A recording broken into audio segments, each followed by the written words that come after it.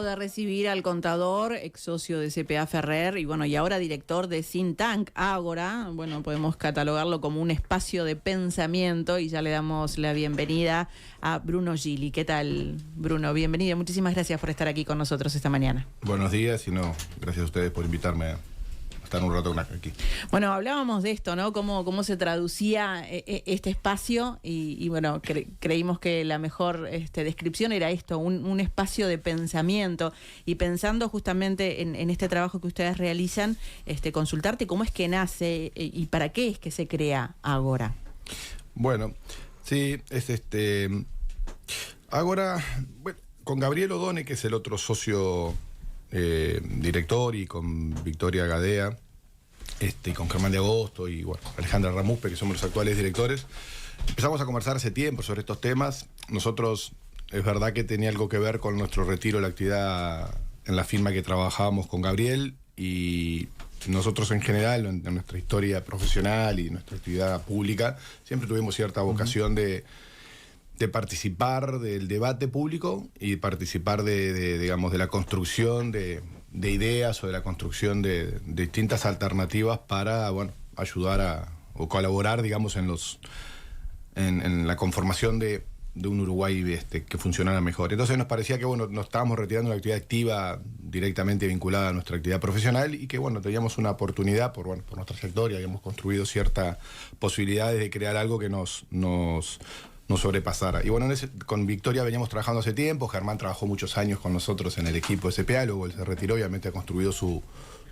extraordinaria proyección como comunicador y como economista, y además tenemos una diferencia de edad importante, que era algo que a nosotros nos interesaba, que gente joven, digamos, tuviera un espacio para poder, digamos, acortar los procesos de Uruguay, de que alguien se vuelve más público y relevante, porque hay mucha gente haciendo cosas muy interesantes en Uruguay y en el exterior, mucho más jóvenes que nosotros. Y bueno, la idea era esa, crear un espacio de pensamiento y de acción. De hecho, nosotros le llamamos también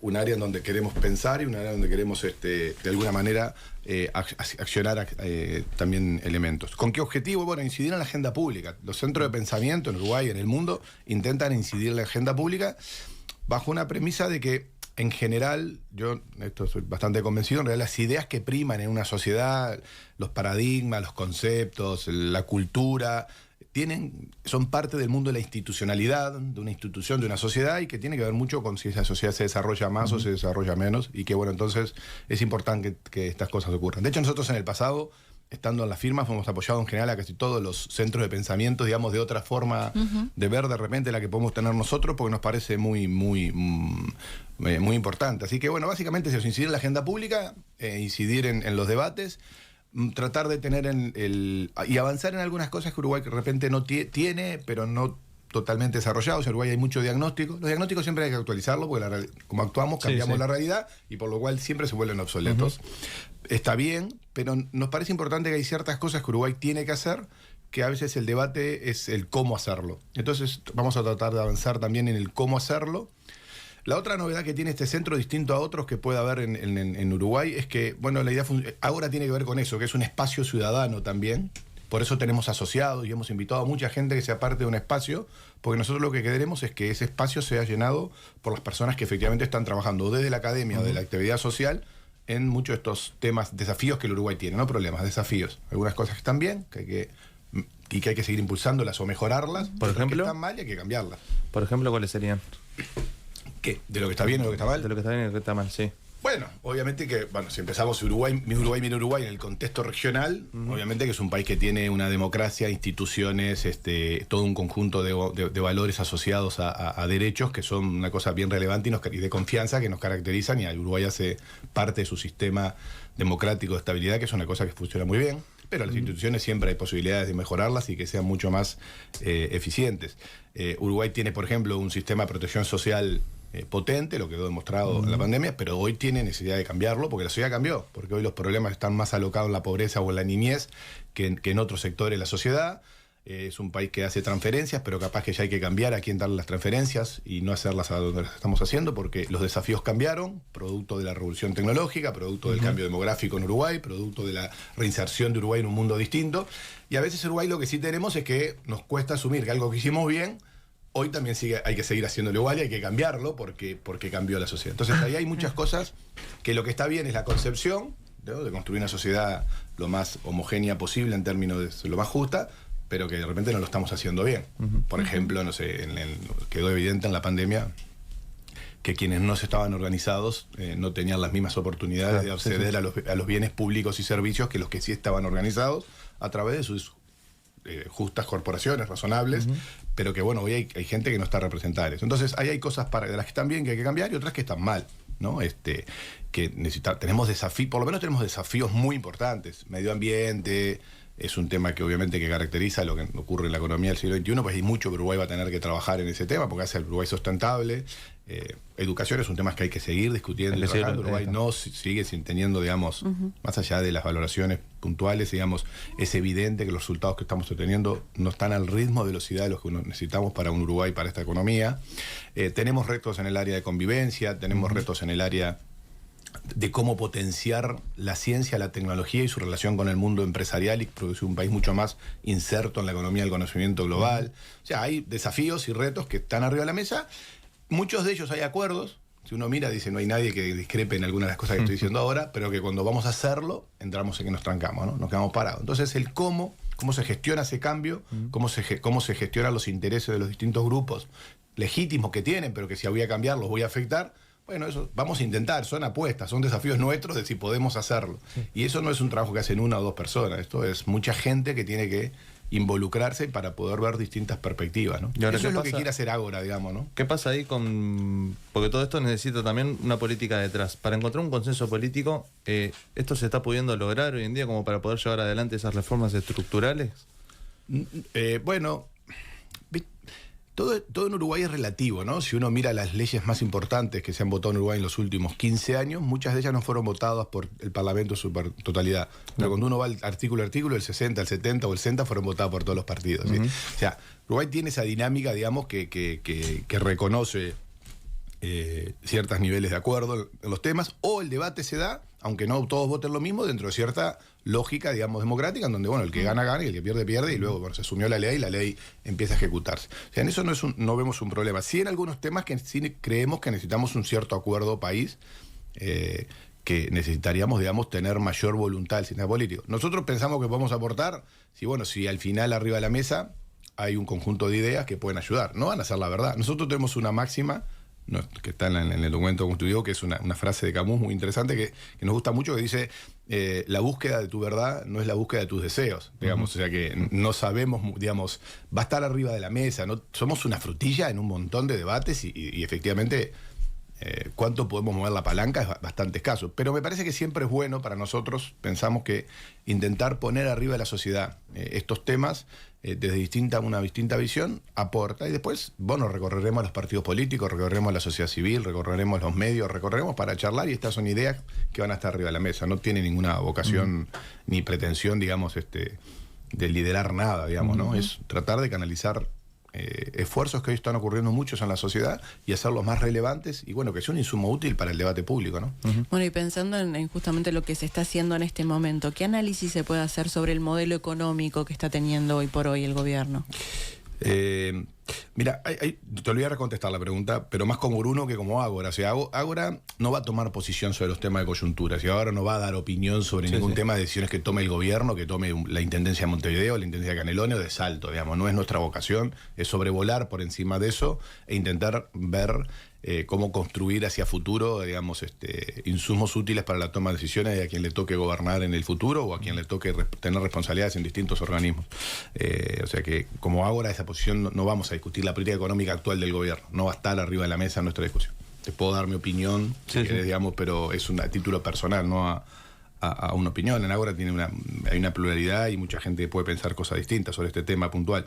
Sí podemos acordar en Ágora que nos gustaría tener una política económica o que nos gustaría tener una política de desarrollo, si querés, sostenible, en donde Uruguay va a tener que profundizar algunos debates muy interesantes. O sea, yo estuve de tarde, no te rehuyo la pregunta, ahora te la voy a contestar, pero ayer de tarde estuve en una presentación de un nuevo libro de Ricardo Pascale, que bueno, que él muy amablemente también participa, como Radio, como Batiaño, como Mariela Solario, como Mercedes Viola, o no sé, o como un montón de personas más que están asociadas a han apoyado la idea, y él decía, bueno, Uruguay necesita tener una mirada de largo plazo y necesita construir un modelo de desarrollo mucho más integral a la sociedad del conocimiento. Entonces, estamos dispuestos a discutir cómo podemos modificar, transformar nuestra educación, nuestra política e institucionalidad sobre ciencia y tecnología, cómo podemos cambiar, cómo podemos lograr que asumen más riesgo el mundo empresarial para tener empresas más globales y más de la industria del conocimiento, para que efectivamente Uruguay mañana crezca al 3 o al 4%.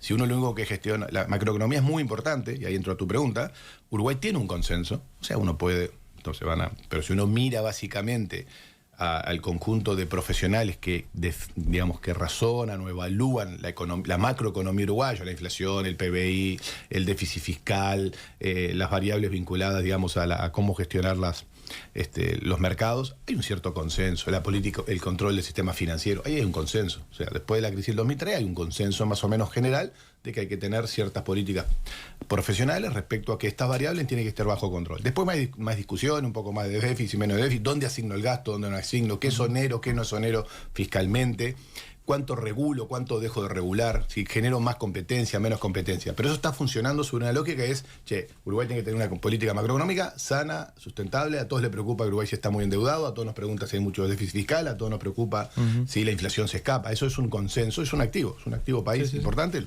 Basta alcanzar, cruzar la vecina orilla para ver que no es tan obvio ese consenso. Entonces, la política económica ha sido cumplido con lo que se planteó en su propuesta de gobierno y lo que había anunciado, y más o menos lo ha intentado gestionar. Daría toda la impresión en términos de estabilidad, de bajar la inflación, de tener controlado el déficit fiscal, de manejar prolijamente el tema y sustentablemente la deuda, y que eso hemos logrado la calificación. Si uno lo mira desde ese punto de vista, empieza a tener tensiones, porque el déficit fiscal al final va a terminar más o menos igual que el que estaba, por lo cual Uruguay parecería que tiene un tema, digamos, con manejar su déficit fiscal ya llevado acumulado 10 años. Uruguay va a terminar 10 años, eso sí me preocupa, que es, si uno toma 2015, 2025, 24, vamos a tener 10 años donde Uruguay va a crecer un promedio de 1%. Eso no alcanza para desarrollar al país. Eso no es suficiente. Uruguay necesita crecer de 3% para arriba si queremos satisfacer las demandas de la población que hoy no accede a bienes públicos y sociales. Entonces, el reto de cómo Uruguay puede crecer al 3 y no un promedio de 1,5 o 2 es un reto que sí lo vamos a debatir en Ágora. Pero eso es más estructural. ¿Qué cosas estructurales hay que cambiar para que Uruguay pegue ese salto? Porque si uno mira los últimos 10 años, Uruguay volvió a tener una tasa de crecimiento muy baja. Pasaron 2 gobiernos de distinto signo ideológico. Ahora, con esto que vos decís del déficit fiscal, esto era justamente uno de los grandes desafíos de este gobierno y algo que anunciaba, ¿no? Bajar el déficit fiscal. De hecho, cuando asume el gobierno, lo primero que hace es este decreto 90-20 para justamente lograr esto. ¿Cómo puede ser que terminando el periodo esto no se haya logrado justamente con este tipo de decretos y de recorte que se planteó en un principio? Bueno, a ver, obviamente que cuando uno se planifica, los gobiernos se planifican durante la campaña electoral, su propuesta tiene que ver con sobre qué cree que es lo relevante y qué puede hacer. A veces se subestima los valores, lo que no controlan, que permitir hacer lo que ellos quieren hacer, los gobiernos en general, ¿no? Eso es una cosa, es bastante duda en las campañas electorales uno promete y es un proceso razonable. Luego es en un determinado escenario que puede cambiar. Obviamente que hubo escenarios que han cambiado en estos años respecto al diagnóstico que todos teníamos en el 2019. Yo creo, mi explicación de fondo, yo creo que la estrategia que se siguió para controlar el déficit fiscal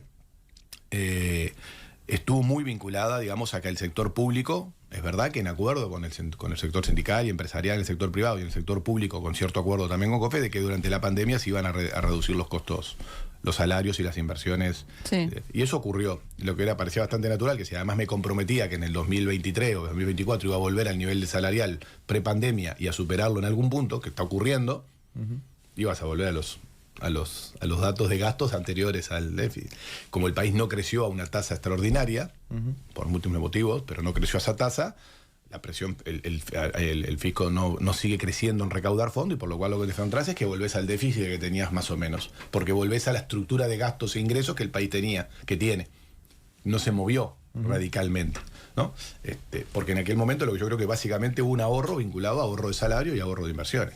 Una vez que se acuerda que eso se recupera, es como que volvés a la misma estructura que tenías antes. Eso sustantivamente lo que está explicando. Los gastos marginales nunca resuelven los problemas de déficit fiscal en ningún gobierno. Todos se los proponen hacerlo, pero en realidad, o sea, los gastos estructurales son relevantes. Otra visión de verlo es, y esto es muy común en economía, es cómo yo estoy generando la gestión de la deuda a largo plazo y si estoy bajando los gastos futuros. O sea, si le quité presión a la deuda, al déficit fiscal futuro, que es relevante. En cualquier actividad económica, uno lo que cuando la piensa y toma decisiones es cómo va a impactar en mis ingresos y en mis gastos futuros y yo voy a poder asumir esos compromisos o no. Nos ocurre a todos. Cuando pedimos un crédito, lo que hacemos es, lo pido ahora, lo adelanto, porque sé que voy a ganar más mañana, porque me van a aumentar el sueldo. Sí. O sea, eso es un razonamiento intertemporal que es razonable, no es estático. En ese sentido, eso está pasando ahora con las inversiones en las obras, por ejemplo, ¿no? Sí, no, me refiero más a la reforma de la seguridad social. O sea, Uruguay necesitaba hacer una reforma de la seguridad social que la haga sostenible, también un acuerdo de todos los partidos, cualquiera lo sabe, o sea, esto lo venimos escuchando todos los ministros de Economía hace mucho tiempo, de todos los analistas económicos. Bueno, el gobierno arrancó con una reforma, desde mi punto de vista, bastante razonable, lo que pasa es que se fue licuando, y quedó algo que es muy de poco, digamos, algún impacto tiene en el déficit futuro, pero no el que uno decía, no digamos, las necesidades de Uruguay tiene, como además no hay ninguna perspectiva de que Uruguay, por lo menos no está claro cómo es que va a crecer a una tasa superior.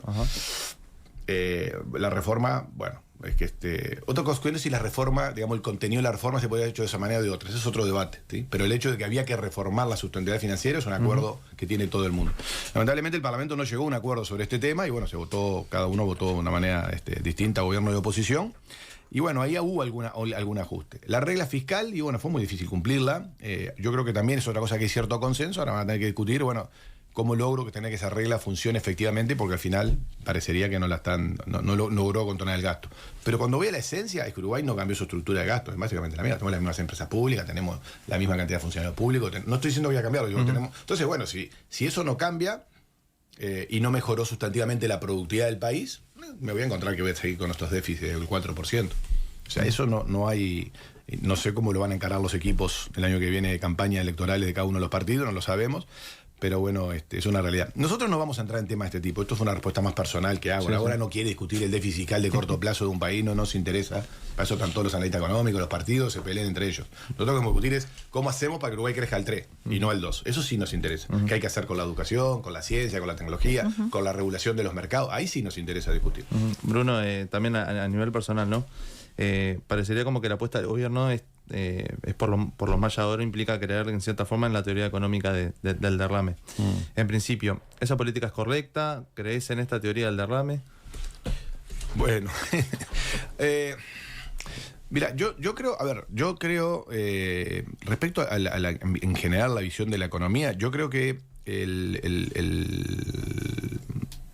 Uruguay tiene una economía de mercado, con intervención del Estado para intentar para regular ese mercado y que ese mercado obtengamos en nuestra actividad económica y social nuestra mejor productividad, nuestra mejor innovación, nuestra mejor capacidad de crecer y ser lo más libre posible. Yo creo que eso es razonable y el Uruguay lo ha construido y de hecho nadie lo ha tocado y ha sido parte del éxito que tiene el Uruguay post-dictadura, aceptar esas reglas de juego como mecanismo. Ahora, naturalmente el mercado por sí solo discrimina, o sea, produce un efecto, digamos, de concentración si no interviene el Estado.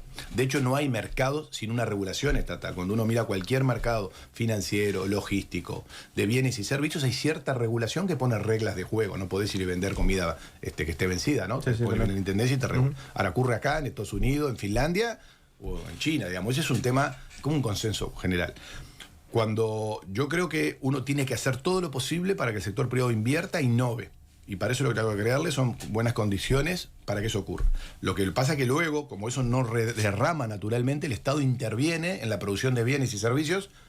En el impulso de la producción de bienes y servicios lo podrá hacer el Estado, lo puede hacer el sector privado incentivado para que la gente acceda que a la educación, a la salud, acceda a transporte público de calidad, acceda a tener derechos, todos sus derechos, la mayoría de sus derechos, por lo menos poder acceder y la libertad de accederlo, y eso el Estado tiene que intervenir. ¿Cómo asigno eso? Ya es otro debate. Si lo hago con subsidios o si lo hago bien, lo hago mal. Pero déjame ponerte un ejemplo que el Estado hace algo muy mal en Uruguay, y es un mito nuestro, la educación.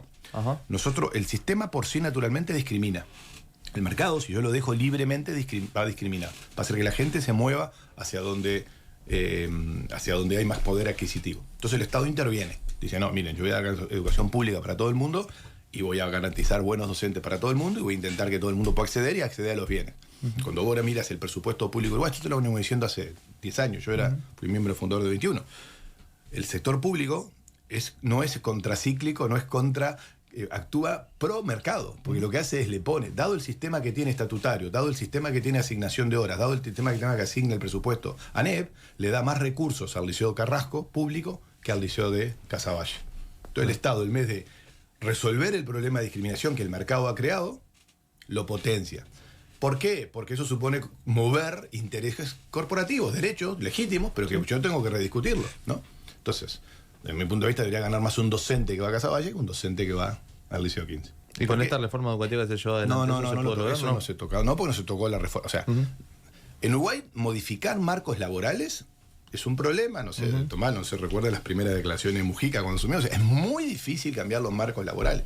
Claro. O sea, es irracional que Uruguay pierda 30 millones por año produciendo Portland, no litio. No tecnología de punta. Portland, ¿no? Que es un producto que lo usaban los romanos, digamos. O sea, estamos hablando, son cosas y luego. Entonces, eso supone el cómo cambiarlo. Porque lo que no puede pasar es que me pare un día, lo voy a cambiar, porque la gente tiene derechos y tiene, ¿no? Lo mismo con el transporte el otro día. Yo creo que es correcto que hay que modificar cómo se paga la distribución de combustible. ¿Ah? Ahora, o cómo se subsidia el gas. El gas me subsidian a mí andar en auto, en gas. O sea, me subsidian a mí andar en un auto y pagando un auto caro de alta gama y me están subsidiando, ¿por qué? No tiene ningún sentido, ¿no? Hoy la tecnología permitiría saber a quién dirijo el subsidio, cómo lo dirijo. Pero todo eso mueve intereses. O sea, nos toca a cada uno de nosotros. Y la gente reacciona, ¿no? Esto lo vamos a vivir estos días en Argentina. O sea, reaccionamos a esos momentos de interés. Como Uruguay, por otro lado, tiene muy buenas corporaciones y una sociedad civil muy fuerte, claro, cuando lo toca se defiende razonablemente. Porque no...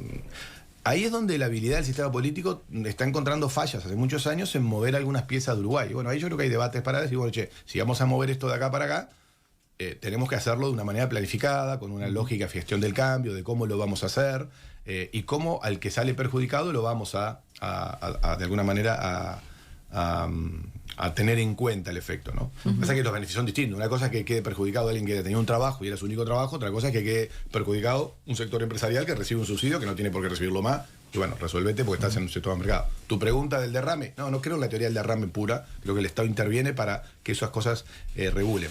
Pero sí creo que el Estado se equivoca mucho cuando sobreregula o cuando produce, digamos, situaciones de ineficiencia. Porque Uruguay tiene un problema muy de fondo sobre su desarrollo económico, y es que sus mercados internos no son eficientes. Todo nuestro sistema en economía que se llaman bienes transables y bienes no transables. Sí. O sea, los bienes transables son, no sé, la soja, la que competimos.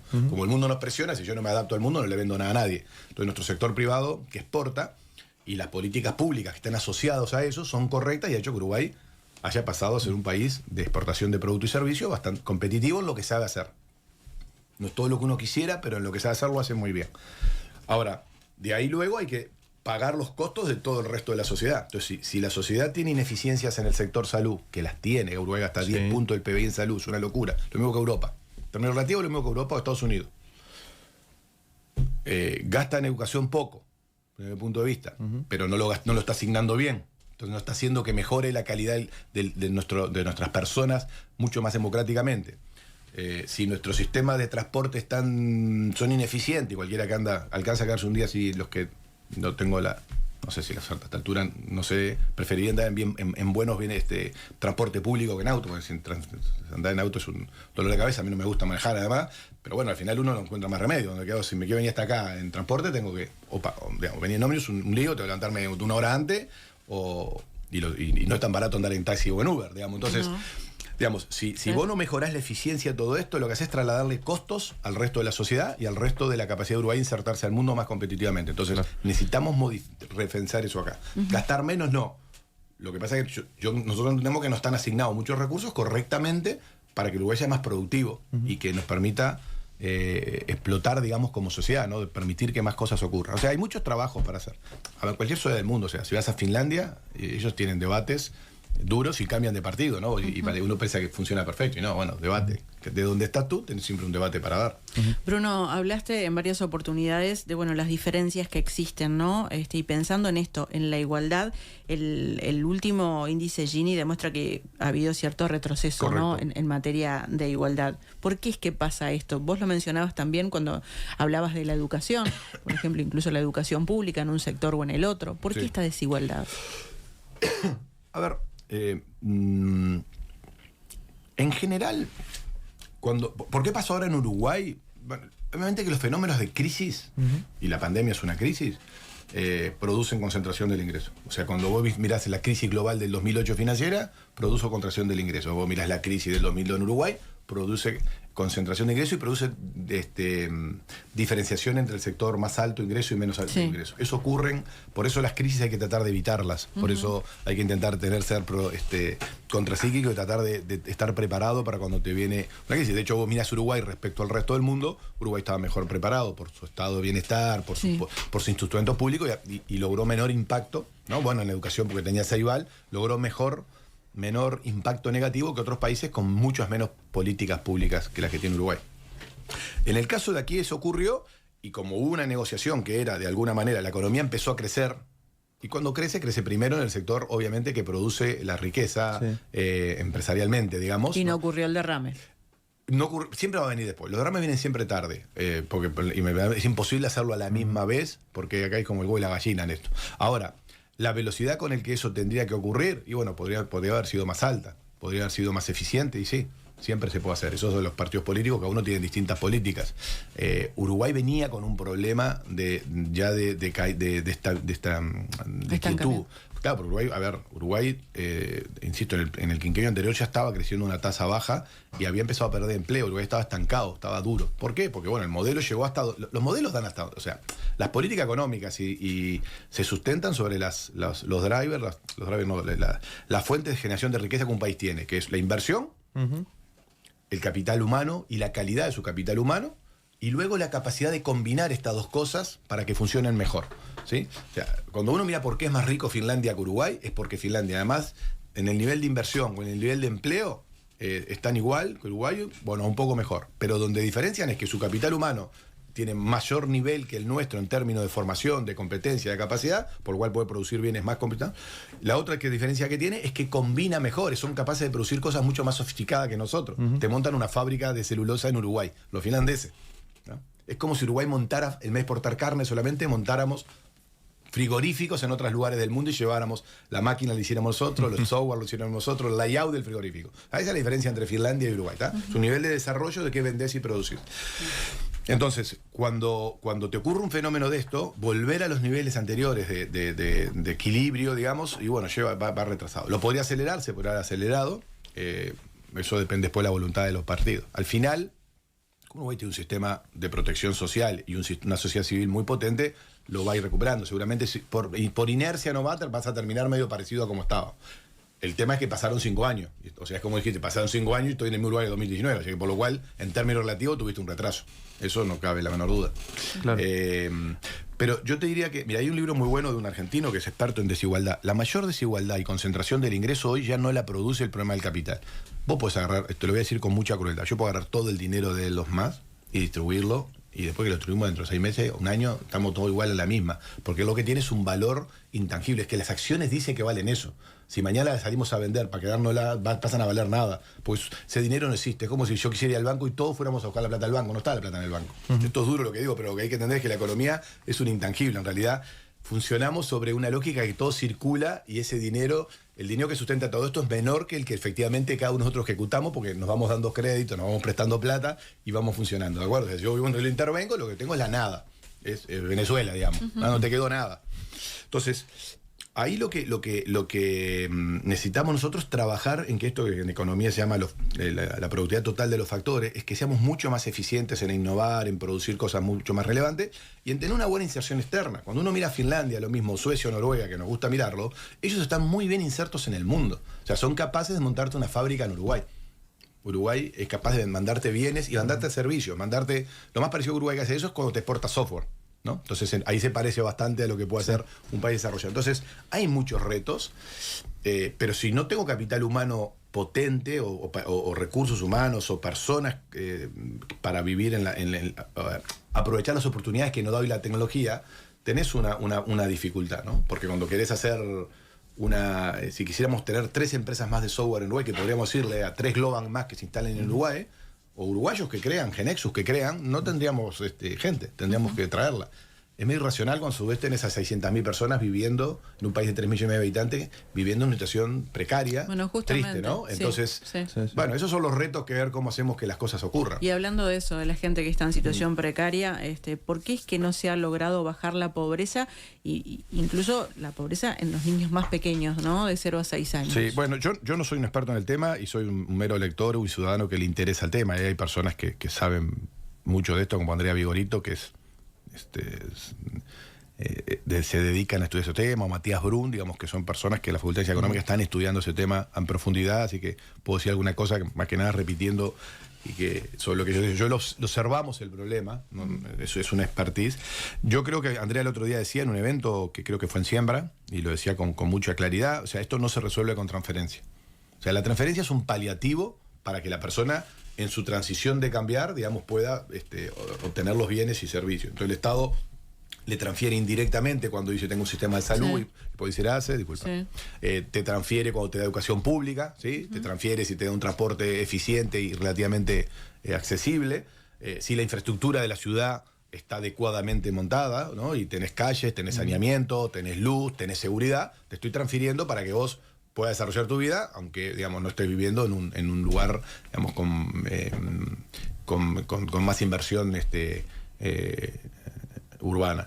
Pero luego necesita ingresos, porque tengo que ir a comprar la comida, tengo que ir a pagar el transporte, tengo que ir a comprar la vivienda, necesito pagar el alquiler, por lo cual, mientras no tengo la posibilidad de obtener un trabajo, bueno, en general uno puede asumir la transferencia, pero siempre asumir que la transferencia tiene que ser algo transitorio en algún momento, pero no que se lo voy a sacar si mañana te lo doy 6 meses y no en bromate. O sea, transitorio conceptualmente es decir, yo tengo que estar asociado a programas y a transformación en la sociedad que haga que efectivamente, por lo menos la generación que sigue, va a salir de esa situación. Hoy lo que pasa es que nuestros niños nacen más niños en lugares pobres, y la perspectiva es que van a seguir ahí y que no están entrando al sistema, o sea, no le está llegando a nuestro Estado.